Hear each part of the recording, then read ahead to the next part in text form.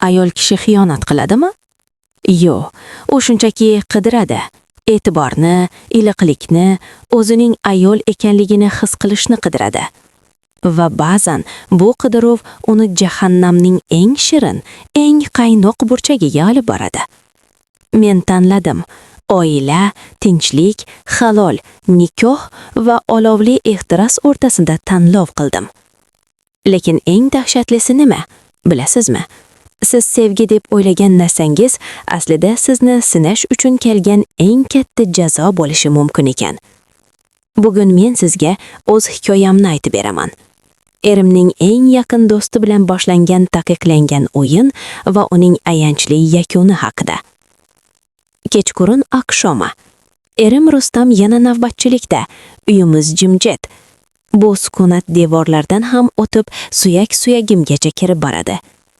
Rustam yomon odam emas, halol, mehnatkash. Lekin u bilan yashayotgan yillarim davomida men ayol emas edim. Shunchaki uy bekasi, kir yuvuvchi va oshpazga aylanib qoldim. Uning "Keldingmi? Ovqat tayyormi?" degan so'zlardan boshqa gapi yo'q.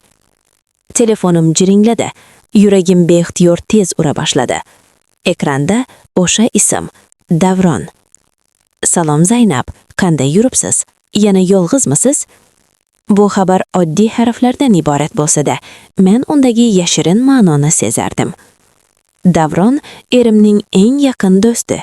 Kelishgan, ko'zlari doim kulib turadigan, gapga chechan yigit.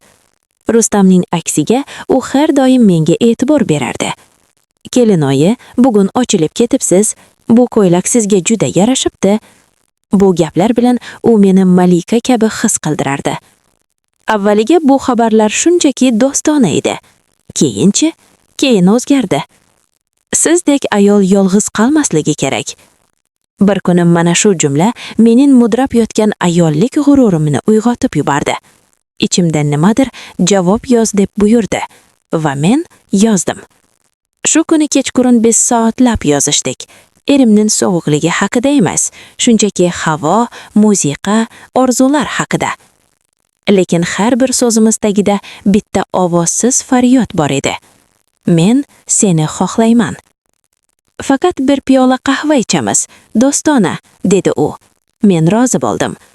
Lekin ko'zguga qarab lab bo'yog'imni surayotganimda bu uchrashuv do'stona bo'lmasligini bilardim.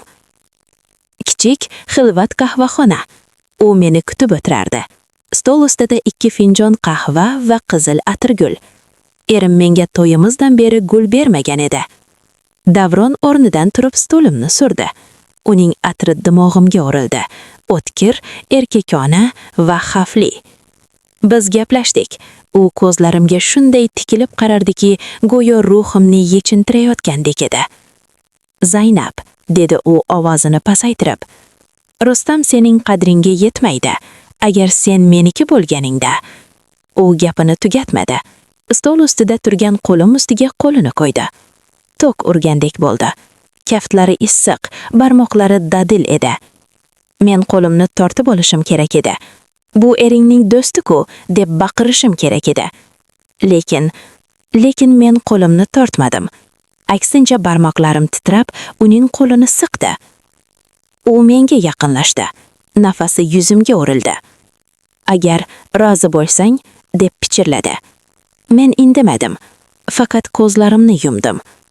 O'sha kuni biz chegaradan o'tmadik, faqat quchoqlashdik. Lekin uning quchog'i menga yillar davomida yetishmagan panoh edi. U meni bag'riga bosganda men erimning xotini emas edim. Shunchaki sevib qolgan Zaynab edim. Endi men 2 hayotda yashardim. Kunduzi itoatkor, yuvosh xotin, kechqurun esa telefonda Davronning har bir xabarini intiq tutadigan oshiq. "Sog'indim seni. Ko'rgim kelyapti. Bugun tushimga kirding." Bu so'zlar mening giyohvand moddamga aylandi.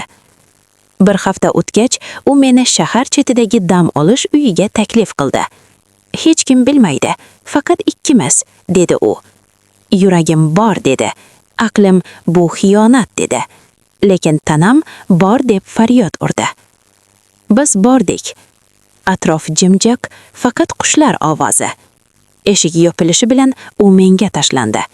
Bu safar to'siqlar yo'q edi. O'pishlari ochko'z, qo'llari talabchan edi. Sen tiriksan, Zaynab. Mening yonimda sen haqiqiy ayolsan, dedi sochlarimni silab. Men yig'ladim. Baxtdanmi yoki gunohdanmi, bilmadim. Lekin o'sha tunda men erim bilan 10 yilda his qilmagan lazzatni his qildim. Tong otganda uyga qaytdim. Erim uxlab yotardi. Uning beg'ubor, charchagan yuziga qarab ichimda nimadir uzildi. Men unga xiyonat qildim. Erimning do'sti bilan.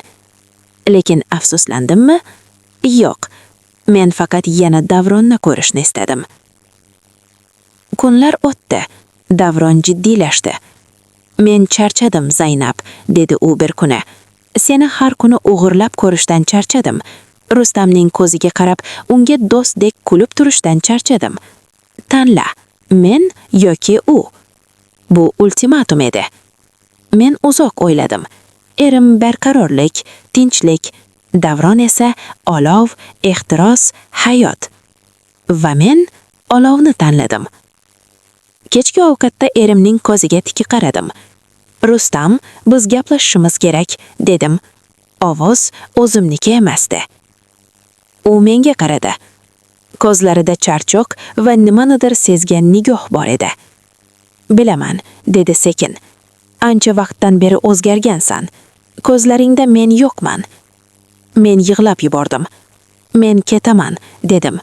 Men boshqasini sevib qoldim. U baqirmadi, urmadi. Faqat chuqur xo'rsinib, o'rnidan turib chiqib ketdi. Uning bu sukunati mingta tarsakdan og'irroq edi. Men chimodonimni yig'dim va Davronning oldiga yangi ijaraga olgan kvartiraga ketdim. Baxtli edim. Nihoyat birgamiz. Endi yashirinish yo'q.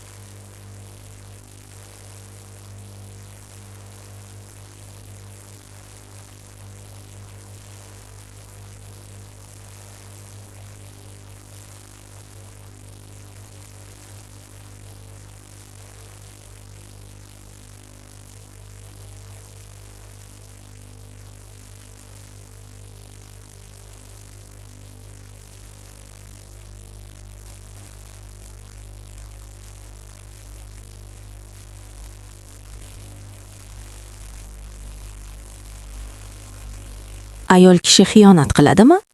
Yo'q, u shunchaki qidiradi. E'tiborni, iliqlikni, o'zining ayol ekanligini his qilishni qidiradi. Va ba'zan bu qidiruv uni jahannamning eng shirin, eng qaynoq burchagiga olib boradi. Men tanladim. Oila, tinchlik, halol, nikoh va olovli ehtiros o'rtasida tanlov qildim. Lekin eng dahshatlisi nima? Bilasizmi? Siz sevgi deb o'ylagan narsangiz aslida sizni sinash uchun kelgan eng katta jazo bo'lishi mumkin ekan. Bugun men sizga o'z hikoyamni aytib beraman. Erimning eng yaqin do'sti bilan boshlangan taqiqlangan o'yin va uning ayanchli yakuni haqida. Kechqurun oqshomi. Erim Rustam yana navbatchilikda. Uyimiz jimjit. Bu sukunat devorlardan ham o'tib suyak-suyagimgacha kirib boradi. Rustam yomon odam emas, halol, mehnatkash. Lekin u bilan yashayotgan yillarim davomida men ayol emas edim. Shunchaki uy bekasi, kir yuvuvchi va oshpazga aylanib qoldim. Uning "Keldingmi? Ovqat tayyormi?" degan so'zlardan boshqa gapi yo'q. Telefonim jiringladi. Yuragim beixtiyor tez ura boshladi. Ekranda o'sha ism Davron. Salom Zaynab, qanday yuribsiz? Yana yolg'izmisiz? Bu xabar oddiy harflardan iborat bo'lsa-da, men undagi yashirin ma'noni sezardim. Davron erimning eng yaqin do'sti, kelishgan, ko'zlari doim kulib turadigan, gapga chechan yigit. Rustamning aksiga u har doim menga e'tibor berardi. Kelinoyi, bugun ochilib ketibsiz, bu ko'ylak sizga juda yarashibdi. Bu gaplar bilan u meni malika kabi his qildirardi. Avvaliga bu